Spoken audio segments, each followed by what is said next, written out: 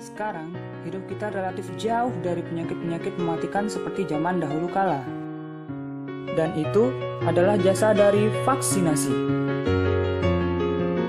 Meskipun sudah banyak bukti keberhasilan vaksinasi, tak sedikit orang yang masih galau, menyimpan berbagai pertanyaan dan kekhawatiran.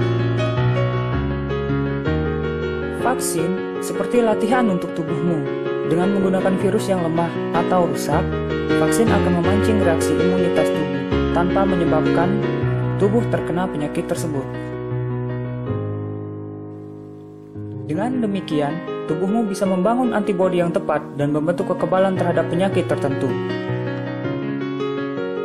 Sejak implementasi program vaksinasi, penyakit cacar telah berhasil diberantas, dan penyakit seperti polio, campak, gondong, dan rubella sudah jauh berkurang dan diharapkan bisa segera musnah.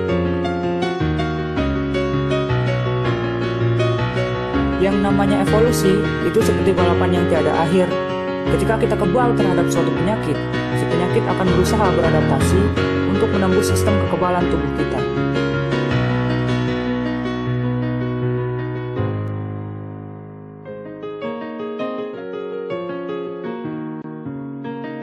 Masyarakat cenderung akan merasa takut terhadap hal-hal yang tidak mereka pahami.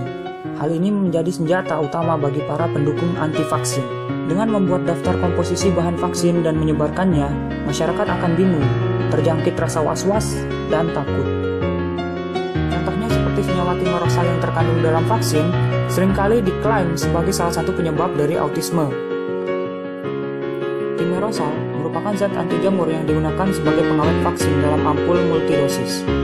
Di dalamnya memang terkandung atom merkuri. Banyak dari kita terlanjur menganggap merkuri itu senyawa yang buruk, padahal sebenarnya tidak sesederhana itu. Kita lupa bahwa dalam masakan yang kita makan setiap hari, ada satu zat yang terbuat dari dua unsur yang paling labil dan mematikan di dunia. Garam dapur, sodium atau natrium, adalah logam yang sangat reaktif. Bila terkena air, bisa meledak. Klorin juga bersifat korosif, tapi kedua unsur tersebut membentuk garam yang aman dikonsumsi setiap hari. Misinformasi lainnya adalah mengenai penggunaan asam klorida atau HCl dalam vaksin. Akan tetapi, kita harus ingat bahwa larutan asam bisa ditambahkan ke larutan basa untuk memperoleh pH netral, dan itulah yang terjadi dalam pembuatan vaksin.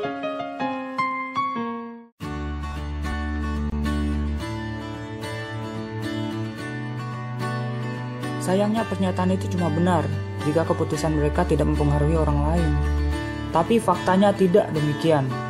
Salah satu manfaat dari vaksinasi adalah suatu efek yang disebut sebagai herd immunity. Dalam herd immunity, yang divaksin turut melindungi yang tidak divaksin.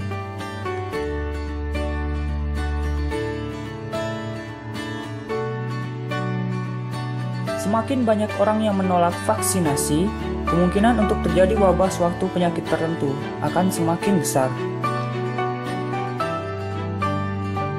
Beberapa penyakit yang nyaris berhasil diberantas, kini mulai kembali lagi. Sebelum gerakan anti-vaksin menjadi tren, penyakit ini bagaikan dongeng karena kasus kejadian yang sangat sedikit. Menurut laporan, pada tahun 2014, Amerika Serikat mengalami kejadian luar biasa campak dan batuk kerjaan terburuk dalam beberapa dekade terakhir.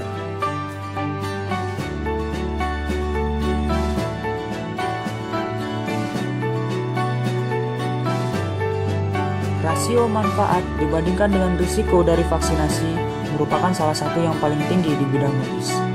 Dan sebagaimana kebanyakan prosedur medis, ada risiko yang disebut sebagai KIPI atau kejadian ikutan pasca imunisasi. Sebagian besar gejalanya relatif ringan. Memang, ada KIPI yang gejalanya lebih serius, namun hal itu sangat jarang sekali terjadi.